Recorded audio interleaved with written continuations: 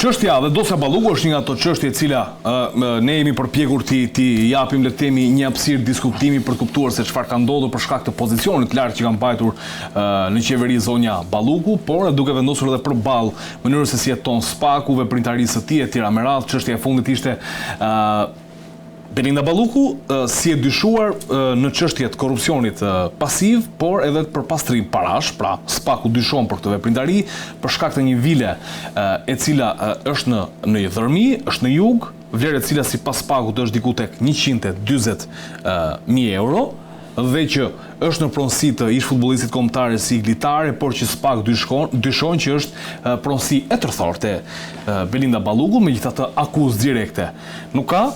Ndërkohë kolegu Basir Çollaku Zhdima njoftoi dje nëpërmjet mediave sociale që Spaku dhe mund të le të themi shkojë me një tjetër kërkesë tashmë, pritet të shkojë, sigurisht kjo mbetet për tu parë, një kërkesë e dytë në kuvend për heqjen e lirisë së zonjës Balluku. Si e shikon këto zhvillimet e fundit? Shikon një intensifikim të hetimeve deri diku mund të shkojë kjo çështje? Shpëtimi Ramës për të përcjellur Ballukun me ndihmën e Spakut, përdorimi i shpëtimi Ramës narrativës së protestës nga Rama për të ndihmuar që të përcjelli zonjën Balluku, sepse në rast se kemi të bëjmë me kërkesën që thot gazetari me të drejtë të Spakut për zonjën Balluku në parlament, sigurisht që populli që është në rrugë do të shkojë në parlament dhe të kërkojë miratimin kësaj radhe të autorizimit pra heqjen e imunitetit të zonjës Balluku. Pra, zoti Rama fiton përsëri në rast se jemi në këto kushte që ju sapo cituat në pyetjen tuaj. Rasti tjetër që është shumë Rama ti thua po kërkon të shpëtojë nga Balluku? Po.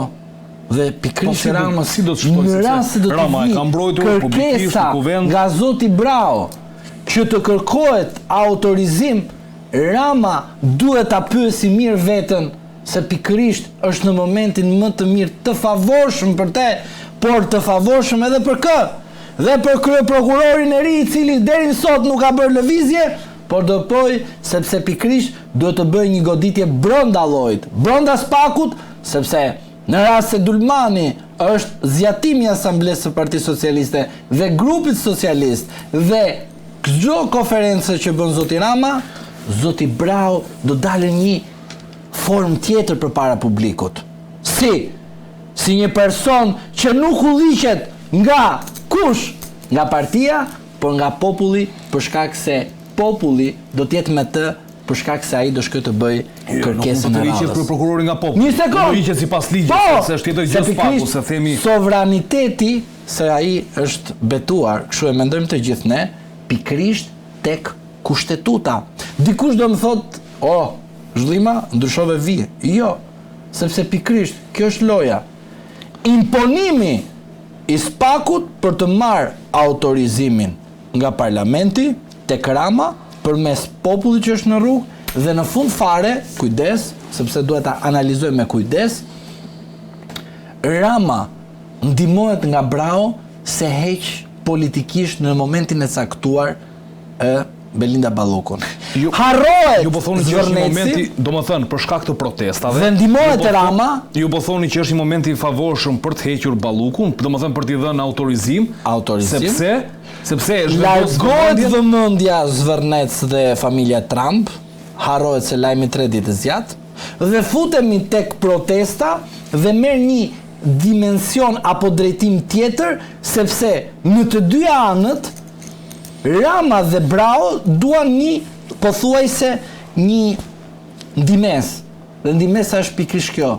Rama e lëshon në fund fare në mënyrë të pamundur, s'kishte çfarë të bënte më zonjën Balluku, si erdhi momenti nga zoti Brau, dhe Brau godet zotin Dumani se i thot unë dëgjova popullin dhe erdhi momenti që ne të bëjmë modelin që vetë amerikanët kanë investuar. Dhe në të njëjtën kohë Brau dhe Rama janë pothuajse në sinkronizim me njëri tjetrin, pavarësisht se të gjithë janë të pavarur, se për shembull ky prokuror këtu nuk e ka studiuar asnjëherë incineratorët e Tiranës. Tani prokuror se iku jo. Iku një prokuror aty, Prençi, me emër Prençi. Por Rama Prençi, prokurori i Ballukut është. Po, prokurori i Veliet, dos Veliet në kuptimin e incineratorët, po ai nuk e shikon aty se është dosje e madhe dhe hajde tani derisa ta hapen, bëhet një gjallë muhabet. Ndërsa të Ballukut e pa. Pra, e kupton se sa të pavarur janë ata të Spakut. pavarësi absolute. Edhe nëse kërkesa e Ballukut shkon në kuvend, çfarë ndodh? E heqin? Pra, shiko, autorizohet Rama heqja e imunitetit? në çdo moment do ta bëj deri në fund, mbaroj diskutimin, nuk japim ne autorizim. Por, ka gjithmonë i por. dështon Rama në rast se nuk e jep, sepse fuqizohet bravo. Sepse thot bravo, s'ma dha kësaj radhe, po unë do ta sulmoj në rastin tjetër. Sepse tani ka pavarësinë e Spakut. Jo, sepse kështu duket në pamje të jashtme. Po brenda vetes ka një intrigë të brendshme. Si duhet kryeprokurori i ri të japi vetes fuqi? Jo nga asambleja si merrte Dumani, po pikrisht nga populli që rastësisht doli aty për dignitetin.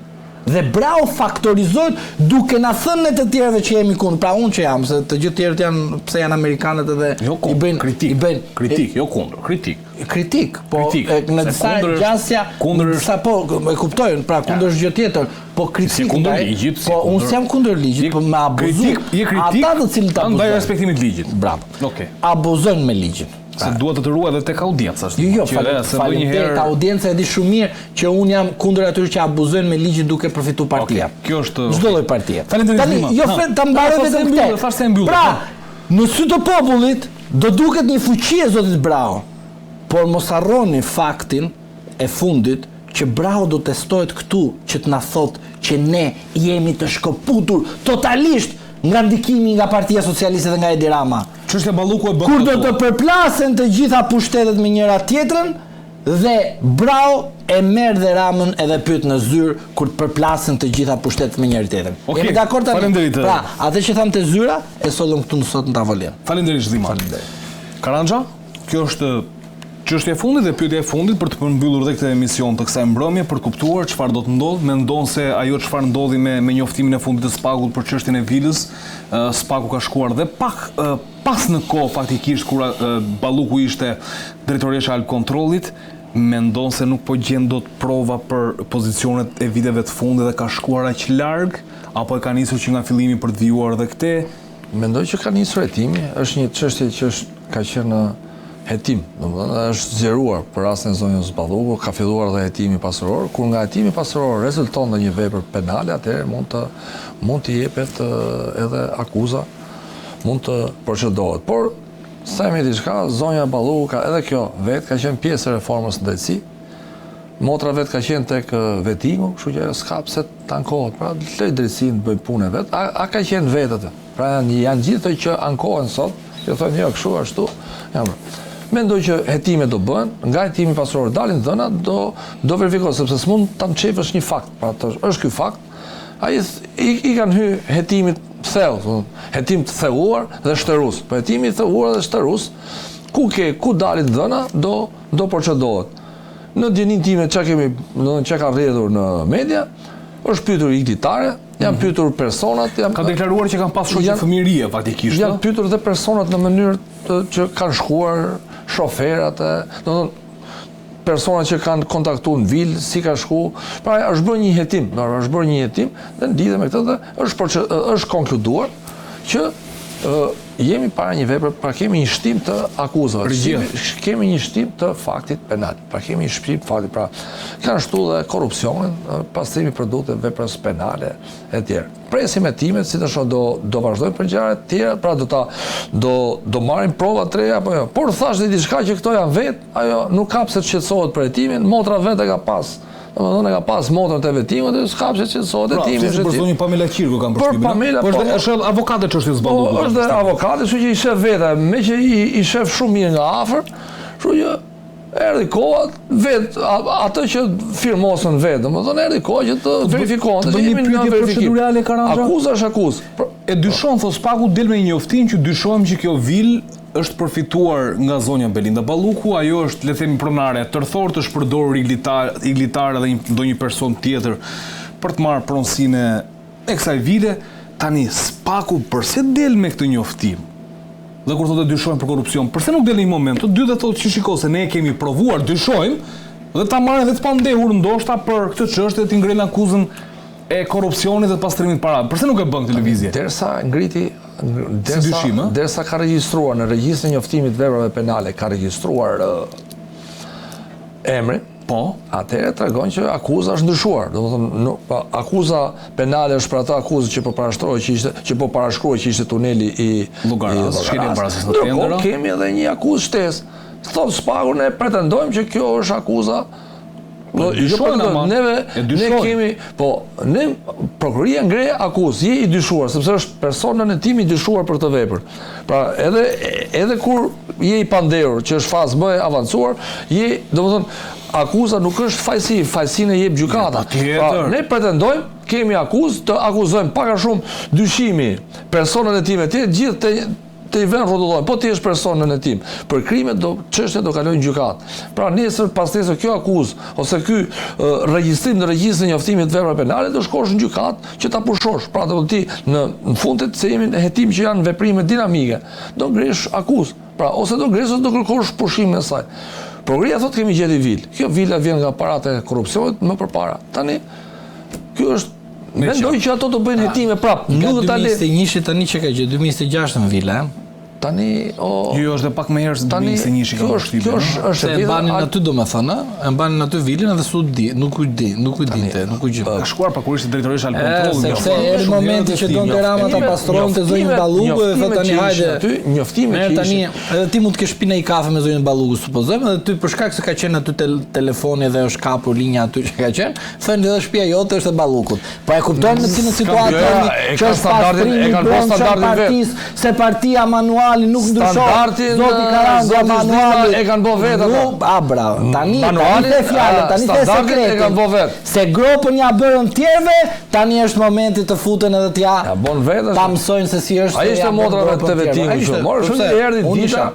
Na bëni ne antar vetingut. Njëjtën mas që bën për tjerët i bin ti marrë edhe për vetë. Tani të marrë të kuptojnë ka ska prova është gjë tjetër e punë, po këtë standard prove e kanë çuar vetë ato bashkë me motrave të vetingut. Motrave të vetingu, këta ishin që kishin aprovuar të vetingu, bërën veting selektiv dhe urdhro kush është mënyra se si është procedura sot, sepse edhe njerë duhet ta parashtrojmë rastin e vetingut, se mos ju duket e çuditshme rasti Olsi Dado dhe zonja Qiriko. Nuk janë gjëra të ndryshme, janë të njëjta. Pse? Daniel Shimani, të Shima dhe të tjerë. Pse? Se janë vendosur qëllimisht persona me probleme mangësi të tilla që nesër të ishin përdorur nga ata, por jo se për shkak se ata janë të pavarur, jo, po se pikrisht mosmarrveshje që lindën në vijim të kohës dhe të përdorimit politik të Edi Ramës, jemi në situatën që vetingu i prokurorëve dhe gjyqtarëve që janë shkarkuar ka qenë i qëllim që ata të shkarkojnë, sikur ata janë ataja, kundërkohë ata ne kemi edhe vendosën standardet tash. Me këto standarde i bie që tash ti ikin në shtëpi, gjithë në shtëpi. Tani bien të bikin gjithë në shtëpi. Veti po. Dy avokatë nderuar. Unë urojmë të ikim ne vetë në shtëpi, natën e mirë, po e vërtet ata duhet të ikin në shtëpi një herë për gjithmonë. Neve ikim dhe rikthehemi prapë ditën e shtunë, në orën 21. Gylsen Zhlima, unë të falenderoj shumë për informacionet që ndave sonte. Uroj qytetarët të kuptuar të vërtetën, se ne themi vetëm të vërtetën i nderuar dhe duhet ta kuptojnë që nuk kemi asnjë interes tjetër vetëm të vërtetën. Ose edhe ti që vjen me kushtetut me vete, nuk di çfarë të them pastaj. Tepër kushtetutën e nxjerr edhe gjithmonë me kushtetutën me vete, sepse pak nga pak do t'i shkruaj në fund 1900 sa është? Jo, kjo është e 98-s, ajo është 76 e kam këtu, po mos harroni. Do vi më një moment atë. Mirë, e mbyllim këtë mbrëmje të skenkrimit këtu dhe do të shihemi ditën e shtunë, sigurisht në të tjera zhvillime, do të shohim si do të jetë teoria e gjërave këtu në Shqipëri, edhe me këtë energji të rinisë e cila duket se ka gjallëruar dhe ka vendosur pak në pozita sistemin politik në vend, i ka trazuar mendimet, pra ja u ka marr mendjen dhe ndoshta i vendos në disa balanca të reja, i ripozicionon, le të themi, gurët e shahut politik në vendin tonë, dhe që sigurisht energjia e rinisë është një energji e cila është e pashtershme, sidomos të rinjve shqiptar që glojnë nga mëngjesi deri në darkë, dhe shpresojmë që sigurisht më mirë ata rrihet deri në fund për çfarëdo lloj le të themi qëllimi i cili është në interes të çdo qytetari shqiptar dhe në çdo interes të shtetit shqiptar.